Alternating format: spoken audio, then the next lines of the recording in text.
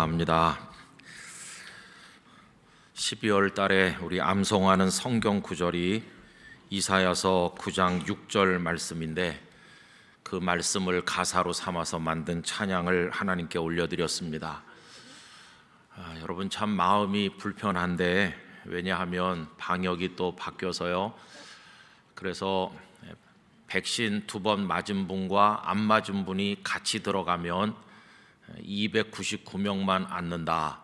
근데 여기 이렇게 넓은데 299명만 앉기는 좀 그렇잖아요. 그래서 어쩔 수 없이 이 본당은 백신을 2번 맞으신 분들 들어오시도록 하면은 여기 1700명 앉을 수 있으니까, 그러면 성도들이 못 들어오는 분이 없으시겠죠. 그래서 본당은 2번 이상 맞은 분 들어오시도록 했어요. 그런데 2번 이상 맞았다는 걸 뭘 보면 아냐? 이마에 찍혀 있냐? 그게 아니라서 할 수 없이 불편하지만 행정처에다가 말씀하시면 폐차를 만들어 드리는데, 그러니까 그 폐차를 안 만드신 분은 오셨어도 부속실로 가시는 불편이 있으실 거 아니겠어요? 그러니까 오늘 그런 분들은 다 행정처에 말씀하고 가시면 다음 주에 그거 받아서 여기 들어오시면 됩니다. 그리고 미접종자들은 여러 부속실에 이제 30% 자리에 앉으니까 이제 그렇게 하시면 되겠습니다. 그래서 마음이 좀 불편하고 그런데 여러분 잘 극복해 주시기를 바라고요. 그리고 또 한 가지 말씀드릴 것은, 작년 코로나가 오면서 우리 성도들의 신앙생활에 조금이라도 보탬이 되려고 3월 1일부터 119 대작전을 시작했습니다. 그때는 119일 전에 코로나가 끝날 줄로 알았죠. 그런데 그렇지 않아서 또 12월 말까지 179일 한 친구 운동을 했는데도 끝나지 않아서 올해는 말씀대로 365를 해서 지금까지 오고 있습니다. 내년에도 또 이 일을 우리가 계속해 나가야 될 그런 상황이고, 또 성도들이 이 일에 이제 익숙해지시고 해서 내년에도 우리가 새로운 걸 하게 됐는데, 영락 오이코스라는 이름으로 시작을 하고자 합니다. 주보 사이에 나눠드렸는데요, 이 오이코스는 헬라어 단어입니다. 헬라어 신약 성경에서 굉장히 중요한 다양한 의미를 가진 단어가 이 오이코스인데, 그래서 영락 오이코스 이렇게 정했어요. 또 이 오이코스라는 말을 가만히 생각해 보면 52주 이렇게 되잖아요. 52주 코스이기도 해요. 그래서 얼마나 기가 막힌 말인지 모르겠어요. 우리 목사님들이 참 재지가 번뜩이잖아요. 그래서 영락 오이코스를 합니다. 여러분들의 가정이, 오이코스가 가정이란 뜻이 기본인데, 여러분들의 가정이 은혜로 세워지시기를 바라고요. 또 52가지 주제를 선정해서 연말까지 갈 텐데, 여러분들이 이 일을 통해 은혜 받으시고 여러분들의 가정 예배, 또 한 주간에 한 번씩은 그 영상만 틀면 가정 예배가 다 되도록 또 만들어져 있기도 해요. 그래서 여러분들 책이 나왔으니까 이제 다 익숙하시죠? 그래서 책을 구하셔서 가지시고 또 다른 분들에게 선물도 하시고 그렇게 하셔서 내년에는 영락 오이코스다 이렇게 같이 해주시기 바라고요. 자다가도 한 2번씩은 깨셔서 영락 오이코스 이렇게 하고 주무시기 바랍니다. 그래서 우리 폐부에 새겨지도록 그렇게 해가지고 또 달려가도록 하겠습니다. 오늘은 성경 본문을 한 절만 읽었습니다. 근데 이거 가만히 들여다보고 있으면 어떤 사람이 사람들 모아놓고 이야기를 하는 듯한 분위기가 느껴집니다. 여러분, 예수님이 나신 이야기를 혹시 아세요? 모르세요? 그럼 이리 와보세요. 제가 그 이야기를 시작하겠습니다. 이게 예수 그리스도의 나심은 이러하니라 하는 말 속에 담겨있는 의미라고 생각이 됩니다. 이제 이야기를 시작하는 겁니다. 근데 여러분, 관건이 뭘까요? 사람들이 듣다가 별거 아니네 그러면서 가버리면 그게 생명력이 없는 거죠. 이야기를 시작했는데 그 이야기가 끌어당기는 매력이 있어가지고 사람들을 확 끌어당길 때 그 이야기에 생명이 있는 겁니다. 그럼 여러분, 예수님의 이야기는 매력이 있는 것일까요? 어떤 사람이 여보세요 요 뒷집에 아기가 태어났어요 그러면 그래요? 축하할 일이네요. 그리고 가버리겠죠. 왜냐하면 아기는 뒷집에서도 나고 앞집에서도 나고 다 나는 일이니까. 그런데 그렇게 말하지 않고 여보세요, 뒷집 처녀가 애를 낳았어요. 그러면 축하해요 그러면서 가버리겠습니까? 처녀가요? 그러면서 다 모여들겠죠. 여러분, 예수님의 나신 이야기는 그런 거였어요. 그냥 관심이 없이 사람들이 그냥 흘려보내도 좋을 그런 이야기가 아니고 놀라운 진리와 생명이 담긴 이야기로 예수님 이 땅에 탄생하여 오신 것이었어요. 예수님께서는 성령의 능력 가운데 잉태되셔서 동정녀 마리아를 통해 탄생하셔서 이게 평범한 이야기가 아니고 강렬하게 사람들을 매혹시키는 이야기로 이 땅에 시작이 되었습니다. 오늘 본문 끝에 보면 성령으로 잉태된 것이 나타났더니 라고 되어 있잖아요. 세상이 창조된 이후에 남자 없이 여성이 하나님의 성령에 감동되어서 아기를 낳은 일은 그 과거에도 없었고 앞으로도 없을 일이에요. 여러분, 그런 모습으로 예수님께서 이 땅에 탄생하여 오신 것입니다. 가만히 생각을 해보세요. 성령으로 잉태되었다는 것은 단지 처녀가 아기를 낳았다는 이야기를 말하는 게 아니라 더 근원적인 얘기를 해보면 완전하시고 거룩하시고 위대하고 영광스럽게 한이 없으신 하늘에 계신 그 하나님께서 비루하고 죄 가운데 멸망하여 죽어가는 인생 속으로 뚫고 들어오셨다고 하는 걸 말하기 때문에 이거는 하늘에서 땅으로 임하는 놀라운 이야기라는 걸 우리가 깨닫게 되는 것입니다. 하늘의 생명이, 하나님의 생명이 이 땅에 인간 속에 들어오셨음을 알려주는 것입니다. 여러분, 이것에 관해서 천사 가브리엘이 마리아에게 한 이야기가 누가복음 1장 35절에 다음과 같이 나옵니다. 천사가 대답하여 이르되 성령이 내게 임하시고 지극히 높으신 이의 능력이 너를 덮으시리니. 여러분, 이 능력이 저 지구 반대편에서 저 대서양 건너 태평양 건너에서 가져온 능력이 아니고 위로부터 하나님의 능력이 너에게 덮여 임할 것이라고 하는 말씀이죠. 이러므로 나실 바 거룩하신 이는 하나님의 아들이라 일컬어지리라. 이렇게 예수님께서 탄생하여 오셨어요. 여러분, 여기서 기독교 신앙의 특징이 고스란히 나타납니다. 우리 기독교인들이 믿는 신앙의 내용, 이 기독교 신앙의 특징은 수평적인 걸 믿는 것이 아니라 위로부터 뚫고 내려오는 수직적인 은혜를 믿는 것임을 알려주고 있다는 것입니다. 누가 열심히 공부한다, 그래서 합격을 했고 성공을 했고 돈을 벌었고 유명해졌다, 우리 아이들도 그렇게 됐으면 이건 다 땅에서 일어나는 수평적인 일이잖아요. 누군가가 대통령이 되고 정책을 만들고 백성들을 살게 하고 이렇게 저렇게 하는 모든 얘기도 이 땅에서 사람들끼리 하는 이 수평적인 이야기 아닙니까? 이 땅에서 뭔가 진귀한 걸 찾고 값진 진리를 찾기 위해서 사람들이 수고하는데 그것도 다 땅에 있는 수평적인 일 아닙니까? 그러나 여러분, 아기들이 태어나는 거, 이 땅에 있는 한 남자와 한 여자가 결혼해서 아기가 태어나는 건 이 수평적인 것이지만 예수님은 위로부터 하나님의 생명이 이 땅으로 내려오시는 수직적인 방법으로 임하시지 않았습니까? 여러분, 구원은 어디 있나요? 수평적인 것에 있는 게 아니라 수직적으로 뚫고 내려오는 그 속에 구원이 들어있는 것입니다. 이 땅에는 아무리 찾아도 우리의 궁극적인 생명을 구원할 일은 이 땅에는 없는 것이에요. 여러분, 이 땅에는 아무리 찾아다녀도 멸망할 것들로 가득 차 있기 때문에 진정한 생명은 땅에는 없는 것이에요. 그래서 수평적으로만 찾아다녀 가지고는 생명의 구원을 얻을 수 없고 하늘로부터 하나님께서 뚫고 내려오시는 그 은혜가 있을 때만 구원이 있는 것입니다. 생명의 구원, 각종 좋은 은사들은 땅에서 캐내는 것이 아니라 하나님께서 위로부터 주시는 것입니다. 이것에 관해서 야고보서 1장 17절이 이렇게 말씀했죠. 온갖 좋은 은사와 온전한 선물이 다 위로부터 빛들의 아버지께로부터 내려오나니 그는 변함도 없으시고 회전하는 그림자도 없으시니라. 여러분, 우리 영락교회 성도들에게 위로부터 임하는 은혜가 있기를 기원하는 것입니다. 이게 생명을 가져오는 것이죠. 그래서 예수님께서는 당신이 땅에서 수평적 방법으로 탄생하신 분이 아니기 때문에 당신을 가리켜서 나는 위로부터 왔다고 말씀하셨어요.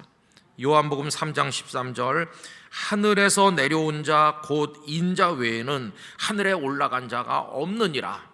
예수님 당신을 인자라고 하시면서 하늘에서 내려온 자라고, 하늘의 생명을 가지고 왔노라고, 땅에 없는 구원을 너희들에게 주려고 하늘로부터 왔다고 당신을 그렇게 우리들에게 소개하여 주신 것입니다. 그래서 여러분, 기독교 신앙이 생명을 가지려면 그 속에 하늘과 연결된 뭔가가 있어야 되는 것이고, 하늘로부터 임하는 능력이 그 속에 숨 쉴 때 우리는 생명을 가지게 되는 것이. 여러분, 어떤 교회가 정말 생명의 공동체로 살아있는 교회인가, 그걸 무엇으로 알 수 있습니까?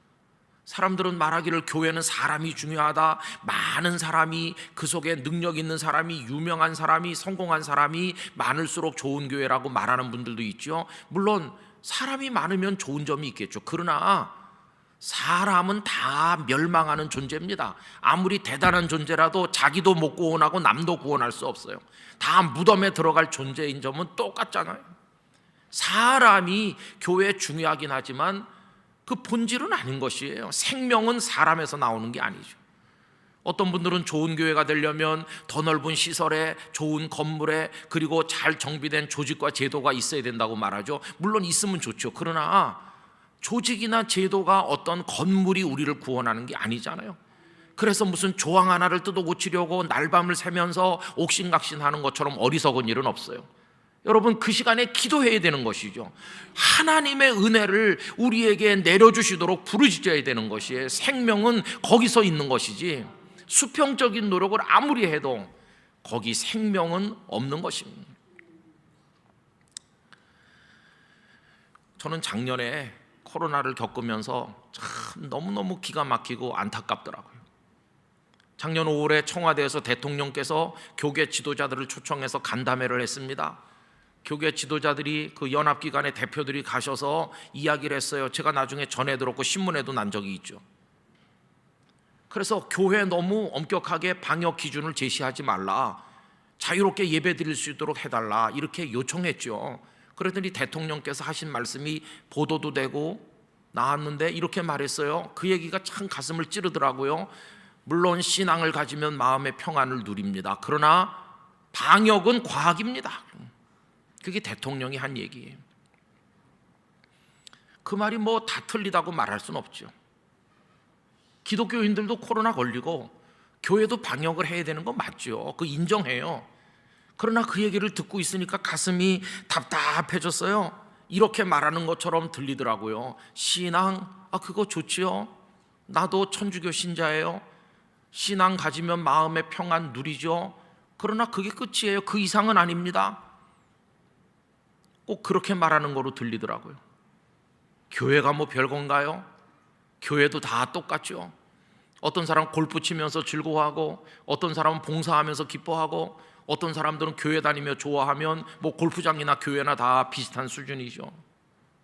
골프장도 방역해야 되고, 봉사하는 기관도 방역해야 되고, 교회도 방역해야 되고, 똑같죠. 이렇게 말하는 얘기잖아요. 그렇게 말하는 거 뒤집어 말하면 교회 다 똑같지, 세상에 있는 기관이나 단체나 똑같지, 뭐 별거 있나? 그러나 여러분, 교회가 바깥의 단체와 똑같고 성도가 바깥의 세상 사람과 똑같은 거라면 뭐하러 우리가 이 자리에 있습니까? 우리는 다른 줄 알기 때문에 여기 있는 겁니다. 그럼 뭐가 다릅니까? 뭐가 다른가요? 여러분, 우리에게는 위로부터 오시는 하나님이 계시잖아요. 하나님의 은혜가 있으니까 다른 거죠. 우리 속에 하나님의 능력이 역사하고 이 땅의 세력에 사로잡혀 사는 게 아니라 궁극적인 생명의 구원을 얻고 하나님의 백성이 되는 걸 믿으니까 우리가 다른 거 아니겠어요? 그냥 뭐 우리가 세상과 똑같고 우리의 믿는 내용이 세상의 어떤 철학과 비슷한 거고 그렇다면 우리 너무나 초라하지 않습니까? 그런데 왜 세상으로부터 우리가 이런 비아냥을 들어야 되는가? 그것은 이 땅의 교회들이 너무 땅에 묻혀 살다가 하늘로부터 오는 은혜가 중단된 거예요. 하늘로부터 오는 능력을 이제 경험하지 못해서 메말라 버린 거예요. 그냥 땅에 속해 있어요. 땅의 일에만 관심을 가져요. 교회가 땅에 있는 어떤 단체랑 다를 게 하나도 없어요. 신령한 은혜가 메말라 버렸고 그냥 다 우리끼리 싸우고 우리끼리 인간적인 노력이나 기울이고 있으니까 세상의 기관과 똑같죠. 그래서 가슴이 답답해서 기도하게 됐습니다. 하나님, 우리가 세상 사람과 다르다는 걸 좀 보여주세요. 교회가 세상의 기관과 다르다는 걸 좀 보여주세요. 어떻게 보여줄 수 있습니까? 하늘로부터 임하는 게 있어야 그게 증명되는 거예요. 그걸 증명한 장면이 성경에 있잖아요. 갈멜산 엘리야의 제단은 다른 우상의 선지자들의 제단과는 다르다는 걸 하나님께서 하늘에서 불을 내려서 증명해 보여주셨잖아요. 850명의 우상의 선지자들이 자해하면서 아무리 주문을 외워도 아무 일도 일어나지 않았어요. 그러나 엘리야가 하나님 앞에 부르짖었잖아요. 불을 내려서 당신이 참 살아계신 하나님이심을 보여주세요. 하나님의 불이 임하고 그게 증명됐잖아요. 그래서 엘리야가 세상의 다른 사람과 다르다는 거, 엘리야의 제단은 세상의 다른 사람과 다른 제단과 다르다는 거. 여러분, 이 땅의 성도들이 세상 사람과 다르다는 게 증명돼야 됩니다. 우리가 세상의 어떤 공동체와 다르다는 걸 하나님의 교회는 교회라는 걸 보여줄 수 있어야 되는 거죠. 그래서 이 성경 말씀을 읽게 되는 겁니다. 열왕기상 18장 36절에서 38절. 저녁 소재 드릴 때 이르러 선지자 엘리야가 나아가서 말하되 아브라함과 이삭과 이스라엘의 하나님 여호와여, 주께서 이스라엘 중에서 하나님이신 것과 내가 주의 종인 것과 내가 주의 말씀대로 이 모든 일을 행하는 것을 오늘 알게 하옵소서. 여호와여, 내게 응답하옵소서. 내게 응답하옵소서. 이 백성에게 주 여호와는 하나님이신 것과 주는 그들의 마음을 되돌이키심을 알게 하옵소서 하매, 이에 여호와의 불이 내려서 번제물과 나무와 돌과 흙을 태우고 또 도랑의 물을 핥은지라. 이 불은 어디 가서 붙여온 불이 아니라 하늘에서 임한 불이었습니다. 여러분, 그게 오늘 우리들 심령의 재단에도 일어나야만 된다는 것이에요. 그래서 우리가 세상 사람과 비슷해 보이지만 어딘가 다른 점이 있고, 이 땅의 교회가 세상의 단체와 똑같아 보이면서도 결정적으로 다른 점이 있다는 걸 우리도 확인해야 되고 다른 사람들도 확인해야만 된다는 것이죠. 겉으로 보면 우리도 옷 입고 대한민국 국적 가지고 똑같이 먹고 사는 것 같아요, 겉으로 보면. 그러나 그 속에 다른 점이 있잖아요. 우리를 다르게 하는 게 뭔가 하늘로부터 오신 생명이 우리를 다르게 만드는 거죠. 여러분, 디오그네투스에게 보낸 편지라는 2세기 고문서에 성도들의 실존에 관해서 다음과 같이 얘기하고 있습니다. 그리스도인들도 헬라의 도시든 야만의 도시든 자기가 있는 곳의 풍습을 따르며 살고 있다. 그러면서도 그들은 서로의 안녕과 행복을 위해 사랑하며 살아간다. 그들은 자기 나라에서 살지만 마치 지나가는 손님인 것처럼 산다. 그들도 다른 시민처럼 모든 곳에 권리가 있지만 마치 이방인인 것처럼 아무런 혜택도 누리지 못한 채 살아가고 있다. 다른 사람들처럼 그들도 결혼하고 자식을 가진다. 그러나 아기가 태어난 후에 다른 이들이 하듯이 절대로 버리는 일은 없다. 공동으로 식사를 하지만 로마인들처럼 침실을 나누어 쓰는 일 따위는 하지 않는다. 그들 역시 육신을 가졌긴 하지만 육신을 따라서 살지는 않는다. 땅에 살고 있지만 그들의 시민권은 하늘에 있다. 법을 준수하지만 그들은 법이 요구하는 그 이상을 추구하며 살아간다. 모든 사람을 사랑하나 모든 이들로부터 핍박당하는 어려움 속에서 산다. 사람들은 그들을 알지 못하면서도 비난하고 있다. 그들은 가난하지만 많은 사람을 부유하게 하며 궁핍할지라도 풍요를 누리는 신비를 안다. 사람들에게 모욕을 당할 때 하나님께서 그들을 대신하여 일어서시며 사람들이 경멸해도 오히려 그들을 축복한다. 그들은 선을 행하면서도 악인처럼 처벌받고 있다. 그들은 사형 선고를 받을 때라도 기뻐한다. 부활을 믿기 때문이다. 유대인들은 그들을 이방인처럼 공격하고 있고 헬라인들은 그들을 사냥감처럼 죽이려고 달려들고 있다. 그러나 정작 그리스도인들을 공격하는 그 누구도 자신들의 행위를 정당화할 만한 이유를 말하지 못하고 있다. 당시 성도들이 핍박받고 고난당하고 끌려가서 죽고 욕을 얻어먹고 그렇지만은 그들의 삶이 그들과 다르게 구별되어 있었기 때문에, 세상과 달랐기 때문에 그러했다는 것을 보여주고 있는 것입니다. 여러분, 우리가 코로나 중에도 오늘 가정에서도 여기서도 이렇게 예배하는 이유가 무엇입니까? 우리는 위로부터 오는 것을 믿기 때문입니다. 예수님께서 위로부터 탄생하셨습니다. 성령님께서 다락방에 위로부터 임하여 오셨습니다. 생명을 지금도 내려보내주고 계십니다. 지금도 죄인이 변해서 구원받는 하나님의 자녀가 되고, 지금도 하나님의 치유의 빛이 발하여 병든 자들이 일어나고, 지금도 우리에게 소망을 주셔서 영원한 생명의 세계를 바라보게 만들고 계신 것입니다. 지금까지 무수한 국가들이, 제왕들이, 무수한 세상의 기관과 단체들이 일어났다 없어지고 다 명멸했지만, 하나님의 교회는 발표도 다시 돋아나고 죽은 것 같지만 다시 살아나면서 지금까지 전 세계로 그 복음을 확산하고 있는데, 그 능력은 어디서 오는 것인가? 조직과 제도를 잘 만들었기 때문이 아니라 위로부터 임하는 하나님의 능력 때문인 것을 우리가 잊어서는 안 될 것입니다. 지금도 미련하고 어리석고 아무것도 없는 사람들만 예수 그리스도 앞에 나오나요? 아니요. 권력과 부와 재물과 명예를 다 가진 사람들도 땅의 것으로 자신들을 채우지 못해서 그리스도 앞에 나와 종이 되기를 구하며 엎드리는 사람들이 얼마나 많이 있습니까? 하나님의 진리는 상식을 뛰어넘고 때로는 과학을 초월하고 상상하지 못할 하나님의 역사를 우리 가운데 보여주신다는 걸 우리가 알아야만 될 것입니다. 그래서 생명의 근원이 하나님께 있고, 그 하나님께서 예수 그리스도를 우리들에게 보내어 주신 것입니다. 위로부터 내려오는 좋은 것들이 많지만 최고의 선물로 이 땅에 보내주신 분이 생명의 구주 예수 그리스도이신 것입니다. 그래서 저는 우리 영락교회 성도님들에게 말씀드리고 싶어요. 여러분, 땅의 것에 매몰돼서 살아가시면 안 됩니다. 위로부터 임하는 은혜를 사모하셔야 돼요. 위로부터 이 교회가 하나님의 능력에 사로잡히기를 기도하셔야 되는 것이에요. 오늘의 엘리야들이 되시기를 바라는 것입니다. 여러분들의 마음의 제단이 그 제단처럼 돼야 되는 것이죠. 그래서 사람들을 붙들고 내 이야기를 좀 들어보라고, 예수 그리스도께서 내 인생에 어떻게 탄생하셨는지 다음과 같은 이야기를 좀 들어보세요 그랬을 때, 사람들이 듣다 말고 다 가버리면 우린 죽은 생명이 없는 그런 존재고, 우리들의 이야기가 매력이 있어서 그 속에 생명이 느껴질 때 그게 살아있는 성도가 되는 게 아니겠습니까? 그게 진정으로 능력 있는 성도고 능력 있는 교회가 되는 것입니다. 여러분, 우리 교회에 많은 직분자가 있어요. 목사, 장로, 권사, 집사 많아요. 그러나 그건 땅의 권세에 불과해요.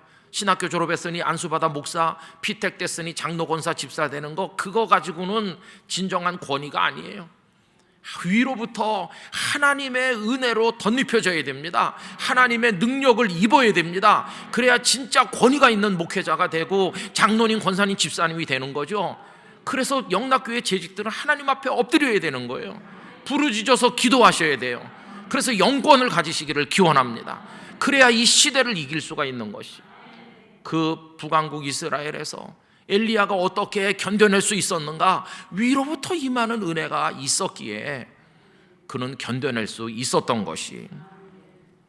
그래서 여러분, 은혜의 통로를 가지고 사시길 바랍니다. 영락교회가 하나님의 은혜가 임하는 통로가 돼서 하나님이 살아계신 하나님이시고 이 역사의 주인공이 되시고 우리를 이끌고 가신다는 사실을 세상에 보내줄 수 있는 그런 교회가 되기를 원하고, 여러분들의 심령과 가정이 그런 은혜의 통로가 되시기를 바랍니다. 그래서 이야기를 시작하실 수 있게 되기를 바랍니다. 내 얘기 좀 들어보세요. 어떻게 예수님이 그 은혜가, 생명이 우리에게 임해서 내 인생이 변하고 우리 가정이 새로워지고 죽음 넘어 영원한 생명을 바라보게 됐는지 다음의 이야기를 좀 들어보세요. 이렇게 시작할 때 그 이야기가 매력이 있는, 생명력 있는 이야기가 되도록 여러분, 그러는 은혜를 갈망하시고 사모하시기를 바라는 것입니다. 오늘날 한국교회는 위로부터 오는 게 다 막혔어요. 그냥 우리끼리 모여서 우리끼리 떠들고 우리끼리 회의하고 우리끼리 논쟁하고 아무 생명의 능력도 없는 일에 매몰돼 있어요. 다른 세상의 기관과 똑같아졌어요. 있으나 마나한, 그래서 조롱을 받고 있는 것입니다. 그러나 여러분, 하나님은 그런 하나님이 아니시잖아요. 하늘을 열어주시기를 기도해야 됩니다. 그 은혜를 갈망하며 살아가셔야 돼요. 살아있는 영락교회가 되고 살아있는 성도가 되시기를 간절히 기원하는 것입니다. 너무너무 중요한 문제이기 때문에 깨어서 부르짖어 기도하셔야 돼요. 여러분 그렇게 해주시길 바라고 하나님께서 우리의 기도에 응답하시기를 간절히 기원합니다. 기도하겠습니다. 전능하신 아버지 하나님, 어리석고 저희들 미련하여 세상의 것에 함몰되어 위로부터 임하는 하나님의 은혜의 세계를 사모하지도 않고 체험하지도 못한 채 살아갔던 저희들을 용서해 주시옵소서. 왜 성도가 세상 사람과 다른지, 하나님의 교회가 세상의 단체들과 무엇이 다른지, 우리의 믿음의 내용이 세상의 사상과 무엇이 다른지, 왜 우리에게 영원한 생명이 있는 것인지를 우리 자신이 확인하게 하시고 세상에 보여줄 수 있도록 하나님이여 하늘 문을 여시고 저희에게 은혜의 불을 쏟아부어 주시옵소서. 예수님의 이름으로 기도하옵나이다. 아멘.